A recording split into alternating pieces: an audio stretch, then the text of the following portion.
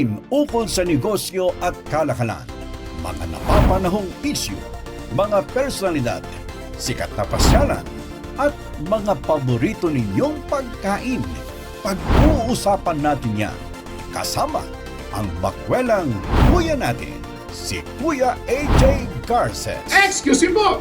Samahan niyo ako sa pagtalakay sa mga napapanahong issue, mga kaganapan, at mga personalidad dito sa programang Tonight with Kuya AJ. Tara na! Dito lamang yan sa Tonight with Kuya AJ. Lunes hanggang Biyernes, alas 8 hanggang alas 8:30 ng gabi. Mapapanood sa Net25 Baguio Facebook page at YouTube channel. Abangan!